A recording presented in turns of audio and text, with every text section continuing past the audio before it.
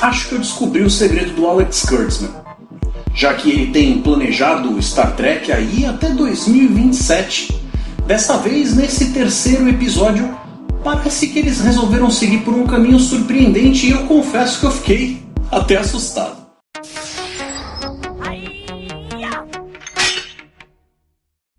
Olá, Telatrekkers! Tudo bem com vocês? Heitor Teixeira aqui trazendo uma rápida análise desse episódio Povo da Terra, que é o terceiro da terceira temporada de Discovery, e a gente vai dar uma olhada aí no que andou tendo de diferente. Foi uma data estelar compridinha, não? A tal queima aconteceu aí aproximadamente uns 700 anos depois da época original da Discovery, e ela também vem afetando com as comunicações. Eu quero ver se eles vão conseguir de fato dar uma explicação científica decente para isso, e eu tenho a impressão de que talvez nem vão conseguir. Logo no começo, durante o momento em que a Michael estava explicando as coisas que acontecem em retrocesso, a gente acaba dando uma olhada numa cena expositiva com um monte de naves explodindo juntas, no melhor estilo J.J. Abrams, por exemplo, no Star Wars Episódio 7, quando você vê a base Starkiller disparando e vários planetas recebendo um impacto ao mesmo tempo. Apesar disso não fazer lá muito sentido, fica mais fácil para a audiência entender o que está acontecendo e não daria para, no mesmo tempo, você fazer um corte na edição que mostrasse tanta coisa de uma forma coerente, que resumisse tanta informação num período tão curto de tempo. Foram detonadas naves que estavam com o núcleo de dobra ativo, o que significa que a gente deve ter um monte de nave poderosa espalhada por aí, porque não é possível que todas elas estivessem com o motor em funcionamento ao mesmo tempo.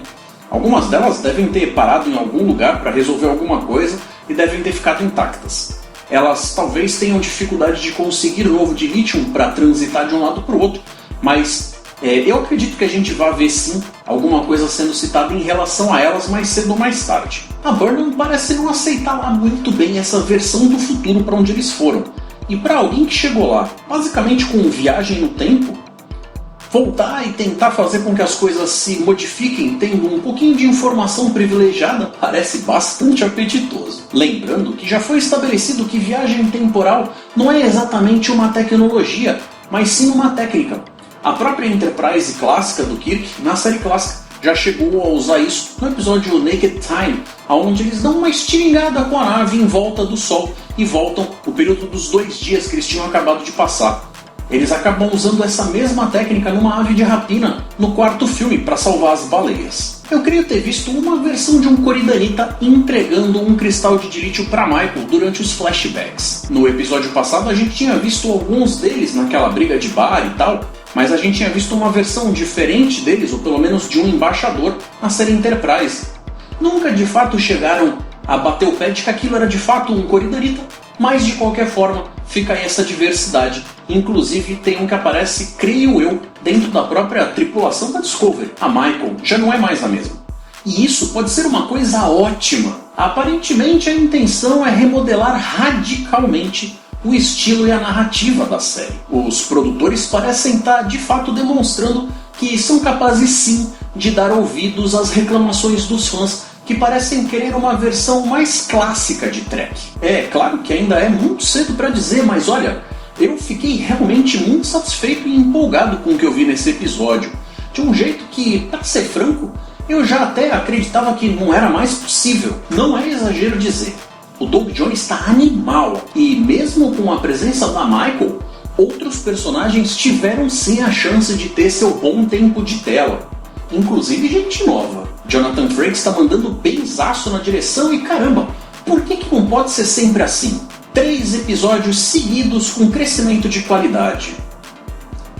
Olha, eu só não vou ficar realmente empolgado como se isso não pudesse ser mudado, porque afinal de contas é Discovery, né? Ainda em tempo. Se liga aqui, daqui pra frente vai vir uma enxurrada de spoilers, então fique avisado e olha só, vamos falar daquilo que a gente gosta, Star Trek. Porque dessa vez foi isso que eu vi aqui, Star Trek. Alex Kurtzman, por que demorou tanto, meu filho?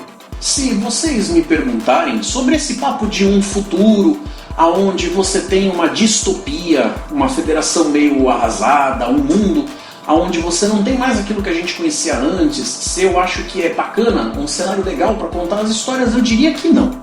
Mas, já que de qualquer forma eles resolveram seguir esse caminho, eu ainda sigo pensando que você já tem conflito o suficiente quando você está falando de exploração espacial e chegar em contato com o desconhecido sem você ter que ficar passando por esse tipo de coisa. Mas já que eles vão seguir por aqui, que pelo menos tem aquele espírito bacana que eleva o coração da gente. Isso me leva a tal pergunta lá do começo: será que o Alex Kurtzman conseguiu encontrar o caminho das pedras? Será que ele entendeu que o melhor jeito de fazer Star Trek é tipo fazendo Star Trek Discovery enquanto série? Lá na primeira temporada começou de um jeito que eu, na minha humilde opinião, creio que foi equivocado. E já que era para fazer uma releitura tão radical, que eles pelo menos tivessem arranjado uma desculpa bem oficial que justificasse essas coisas de uma forma que não fosse tão difícil de engolir. E eu sei que cada um tem um cânon mental próprio. No meu, eles são sim uma variação de uma timeline que vem sendo interferida com viagens temporais, assim como é sugerido pela própria mãe da Michael. Dessa forma, se a gente vai aí reconstruir a Federação e a Frota Estelar, que o processo seja regado do mais puro altruísmo que busca a excelência entre os seres. Vamos mostrar para eles que esse tema do bonzinho, esse negócio da galera do bem, não é um tema ultrapassado e muito pelo contrário. Ele é muito necessário exatamente agora, nesse mundo que a gente está vivendo. Ao invés de tiro nas costas, um bom diálogo. Star Trek não é piu, piu, piu. Nunca foi, não precisa ser agora. Até a JoJo pegou leve nesse episódio e conseguiu não ser a chatinha de sempre que ela costuma ser. E agora, aqui entre nós, o Saru de capitão não deu até um calorzinho no coração? Eu vou ficar muito chateado se tirarem isso dele. Esse é um dos personagens mais carismáticos da série. E ele resolveu aquele medo irracional que dificultava a gente ter ele na cadeira central. Suas qualificações são mais que suficientes. A tripulação confia nele e o respeita bastante também. É possível que a JoJo nem fique por perto por muito tempo. E a Michael? Bem, vamos deixar ela ser uma boa número 1 para variar. É o primeiro capitão alienígena do elenco regular da franquia. Adorei. Já a quantidade de dilithium que está sendo carregada pela Discovery me parece que está em desarranjo com o que foi retratado na série clássica. Mais um motivo para eu achar que Discovery faz parte de algo alternativo. Talvez ela fizesse parte muito mais estilisticamente do século 32 desde o começo. Depois de um ano levando uma vida diferente, a ficha da Michael cai pesado quando ela de fato está na nave andando pelo corredor e um tripulante acaba cumprimentando ela, chamando ela de comandante. Essa coisa dos roteiristas trabalharem com esse negócio tão pesado de mistério pode ser uma faca de dois gumes. Principalmente por a gente estar falando aqui de uma história que está sendo contada de uma forma serializada e não episódica, já que uma vez que de repente esse mistério, se não fizer lá muito sentido, não for bem contado, se não for uma boa ideia, ele vai acabar estragando todo um arco de história ao invés de apenas um episódio. Eu faço votos de que eles descubram logo o que está acontecendo e empreguem todo o resto do tempo deles tentando colocar a casa em ordem. Mas honestamente eu duvido muito disso. Lembram da Detmer? Pois é, ainda tem alguma coisa que está sendo mostrada aqui em relação àquela historinha que está sendo plantada, do que vem acontecendo com ela, mas ainda não foi dessa vez que a gente viu dar frutos e chegar em algum lugar. A gente só percebe que ela realmente ainda está meio diferente do que ela estava nas outras temporadas, e aqui ela parece que está pensando em algo e tentando agir de uma forma um pouco diferente. A Burnham, obviamente, tirou bastante proveito desse seu 1 ano sabático, e a JoJo aprova isso. O episódio já tinha me comprado antes dos 10 primeiros minutos se passarem e antes da abertura. E a cena do Saru, de fato, sentando na cadeira de capitão e assumindo esse posto, foi mágico. E ao mesmo tempo, isso também foi um pouco assustador, porque você sabe como é Discovery, né? Eles são excelentes em desmontar castelos de carta. Aqueles robozinhos à la Star Wars me parecem tão deslocados. Talvez pelo fato de que nunca tenham sido mostrados antes, ou se vierem a dizer que eles sempre estiveram lá, isso vai afetar muitas das histórias que se eles de fato estavam por lá, a história teria sido conduzida de uma forma diferente. Então eu ainda preciso me acostumar com isso. A parede com as insígnias dos oficiais que foram perdidos na batalha antes deles viajarem para o futuro me pareceu uma coisa que lembrou bastante aquela parede de fotos de Battlestar Galactica. Mas dessa vez aqui, por algum motivo, eu não senti como se a ideia tivesse sido roubada, apropriada. Ela casou bem e não sei exatamente o porquê em outros momentos isso não rolou com esse mesmo jeitão. Talvez seja a direção do Jonathan Frakes que faz as coisas caírem melhor, descer muito mais macio. Mesmo com a Michael tendo sido criada em Vulcano, por um vulcano, ela ainda é apenas humana. E ela está sim sujeita às emoções dela. Mas eu acho muito mais interessante ver ela contendo uma lágrima do que derramando ela. Agora, não foi dessa vez que a gente viu ela se contendo, né? A cara do Booker chegando pelo teletransporte antiquado foi impagável. Depois de 930 anos, será que o povo da Terra ainda é amigável? Não. A Força de Defesa da Terra Unida me fez pensar que isso seria mais ou menos o caminho se os Macos tivessem ficado encarregados de tomar conta do planeta. Galerinha agressiva, né? Já chegam chegando. O dilema da vez se foca no fato de uma grande falha de comunicação. E só a grande passagem de tempo justifica que esse conflito entre pessoas pudesse ser talvez aceito pelo próprio Gene Roddenberry se ele tivesse acesso ao roteiro. Vocês notaram a WoW ajudando a Detmer quando ela estava doidinha para ir contra alguma ordem ali do Saru?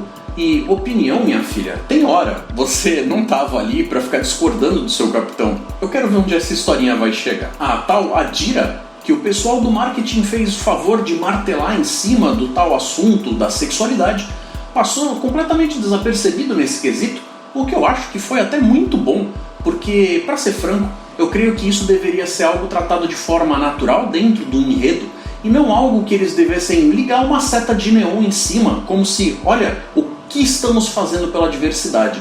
A diversidade pode estar simplesmente lá e pronto, de forma natural, sem que a gente tenha que necessariamente aplaudir isso como se qualquer coisa diferente que esteja sendo entregue fosse uma grande vitória.